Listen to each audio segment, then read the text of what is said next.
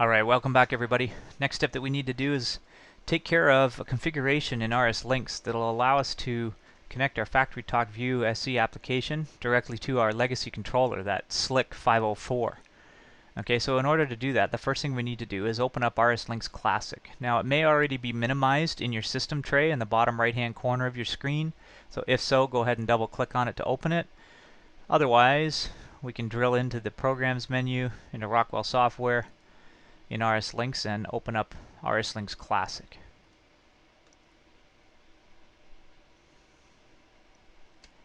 So with the software open, of course, we'll have our list of drivers in the left-hand pane. And what we need to do is do some configuration in here with respect to something called an OPC topic.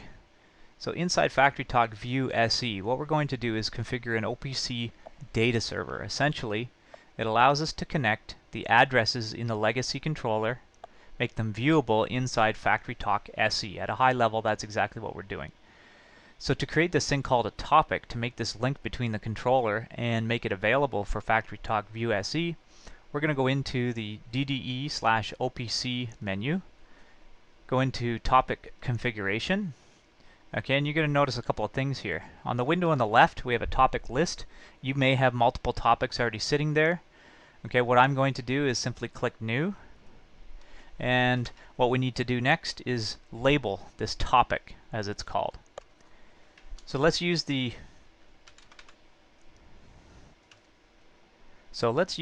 format of lab2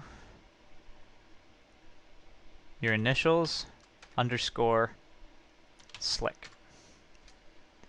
Okay, now in the window on the right, what we have to do is drill in and connect that topic name directly to our SLIC controller. So this is very similar to setting up a shortcut in FactoryTalk View. So I'm going to drill through my gateway, and if you recall from previous videos, my gateway is .201, your gateway is .200 in the lab, as you recall. Okay, and I'm going to scroll down to my Data Highway Plus combo card here, communication card, and my SLIC is sitting underneath channel A. So I'll highlight my SLIC that's been configured already with the node number. Okay, go down and hit apply, and of course that'll update our topic. That'll connect our topic name to our SLIC controller. It's important to note that this OPC connection, and we'll talk more in lecture, or we have already, about what OPC stands for, but this connection can also be used to connect a Siemens HMI, for example, directly to a Rockwell automation controller. So now you can go cross-platform in some instances or applications in industry where you don't have similar brands talking to each other. You need to have a Siemens HMI communicating with a Rockwell controller, and of course you could come across that in different areas. With our topic configured, what I want you to do next is go into Data Collection, and under Polled Messages, the default sitting there should be 1000 milliseconds. We want to change that to 50.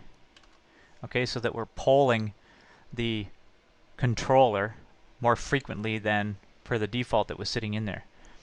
Okay, so we're going to pull that controller every 50 milliseconds to get the information out of it and up to the HMI. So with the 50 entered into that text box, we'll simply say apply, and yes, we want to update the topic. And that's it. So we can click on Done. Okay, and our configuration for behind the scenes, I'll call it, is now complete. From here, we're going to move on and go back to do some configuration in FactoryTalk View SE to get the controller and the HMI to communicate. Talk to you soon.